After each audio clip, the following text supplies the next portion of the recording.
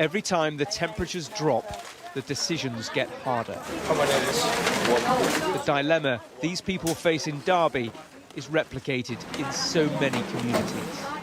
We get inundated with messages. People will say, all right, I put all my money into my gas and electric this week and we've got no nappies or we've got no bread and milk. Because it's cold? It's cold, yeah. So you've got to heat your house or buy your food. It's one or the other. It's something Mariam has become used to. Whether you want to watch TV, you have some washing to do, and you say, all right, I'll wait for the washing for another day. I'm not watching any TV today because I have to turn off the heating, so you have to sacrifice one thing or the other, just to keep yourself warm. In Nottingham, a man died on Friday after sleeping out overnight in a car. The police said it was a tragic incident with no suspicious circumstances. Nationally, charities have stepped up their work to help people keep warm, as homelessness has soared in the last year. It is the first prolonged cold snap of the winter, with -10 recorded in North Yorkshire. Glasgow Airport closed briefly early on Saturday due to snow, and temperatures are expected to drop to -12 in parts of the Highlands and northeast Scotland overnight. Sports fixtures were called off across the UK. It was a day for wrapping up warm and not letting go. The thing is, it's not as thick as it looks, and once again the authorities and the police are warning both parents and children that frozen water is not an extension of the playground. A new amber alert for snow has been issued for Cumbria, but weather warnings now stretch far and wide across the UK, and we'll be feeling this chill all weekend. Tom Parmenter, Sky News, Derbyshire. Well, our North of England correspondent, Shingi Mararike, has the latest now from Troutbeck Bridge, a village close to Ambleside in Cumbria. It looks picturesque, but it's also incredibly treacherous. The snow yesterday has caused chaos, and we saw a picture of the chaos on the way into the village here. We saw dozens of abandoned cars. We saw people trying to shovel their way out of spots, tight spots that they've obviously left their cars in overnight. We also saw a number of people just trying to help them as well. There's a real sort of effort to try and assist the people who struggled with that flurry of snow we saw yesterday. Some parts of Cumbria were said to have seen up to 15 centimetres of snow. Just behind me is that road we're talking about, and you can see it's still chocker. It's still got cars on it, and they're just crawling along slowly. There may have been an accident or an issue further ahead on the A road, and there has been an emergency effort which has seen some of the larger roads treated, whether it's through them being shoveled or gritted, but it's the A roads off the beaten track in places like this where you're seeing the impact of that weather.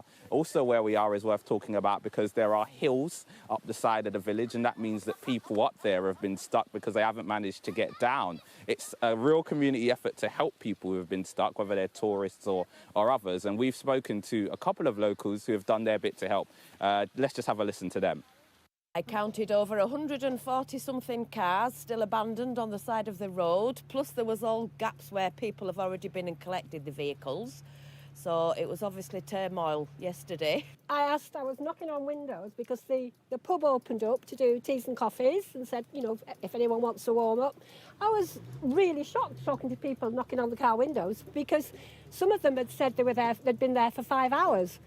As we've mentioned, this kind of weather comes with really serious infrastructure issues. This morning, people in the area, more than 2,500, we understand, woke up to no power. They'll be hoping for power to be returned to their homes. We also know that there have been issues because a number of cars are blocking the roads. Those cars have been abandoned and left. We're now in a yellow weather warning over parts of Cumbria, but it's still the ice, the thick ice, the frozen snow, that comes with issues as well, which people will be dealing with over the course of today.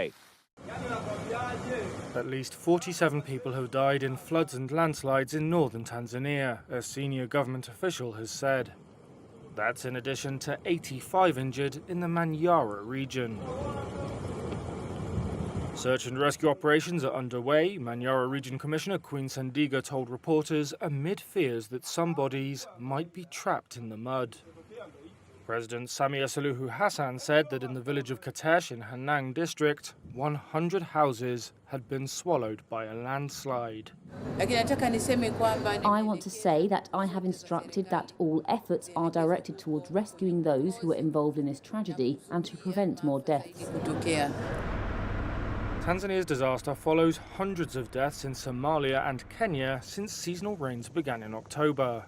A combination of the El Niño and Indian Ocean dipole weather phenomena has caused severe flooding that has also forced hundreds of thousands from their homes. Scientists say climate change is causing extreme weather events that are more intense and more frequent. 11 climbers have been found dead in Indonesia following the eruption of Mount Merapi in West Sumatra.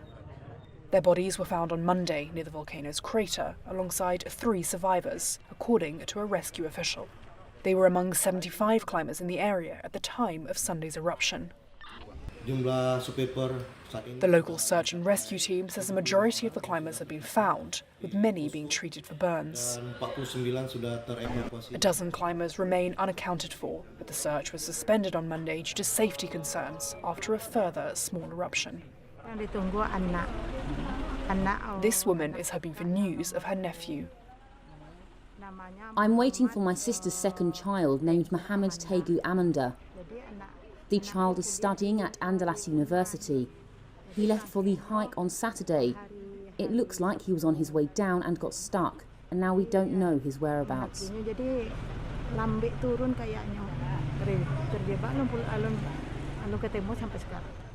Mount Merapi erupted on Sunday morning, spewing ash almost 2 miles into the air.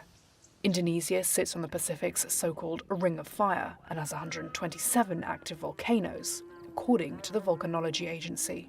Merapi is one of the most active on the country's western Sumatra island. 60 people were killed when it erupted in April 1979, its most deadly eruption to date.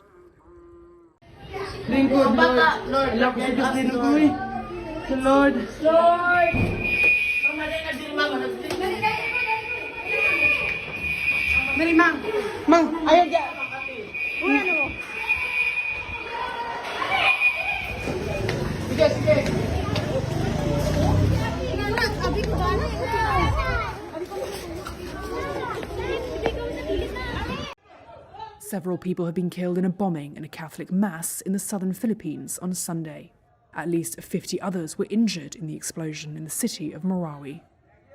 These government photos shared online show the immediate aftermath of Sunday's attack, which took place in a university gym. Although there appears to be no damage to the building, burn marks can be seen in the centre of the room. President Ferdinand Marcos Jr. has condemned the incident as a heinous act perpetrated by foreign terrorists. At a press conference, Philippine defense officials vowed to find those responsible. We shall leave no stone unturned in order to root out the perpetrators of this heinous crime. Let us remember that this was done in a religious occasion in Marawi, and the intent really to foment terrorist activity,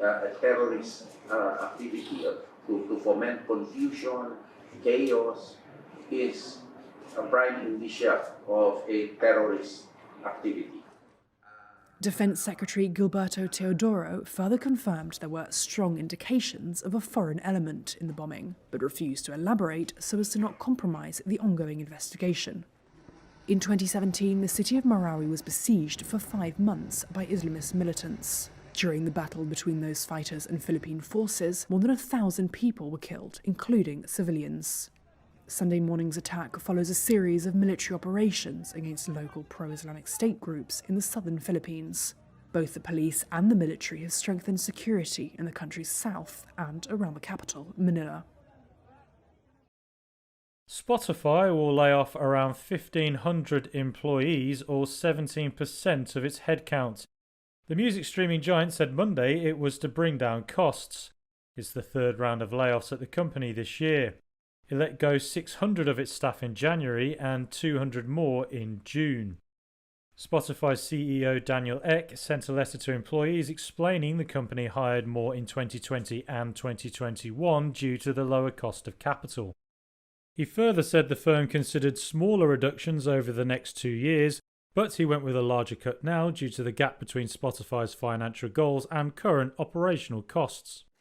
Spotify invested more than $1 billion to build up its podcast business, signing celebrities like Prince Harry and Meghan Markle, as well as Kim Kardashian. It also expanded its market presence in most countries as it tries to reach 1 billion users by the next decade. It currently has 601 million users, up from 345 million at the end of 2020. The company swung to a profit in the third quarter, helped by price hikes and its streaming service and subscriber growth in all regions. Job cuts have been a feature of this year for tech companies. Some have begun reducing their workforce again recently, with announcements coming from Amazon and Microsoft-owned LinkedIn.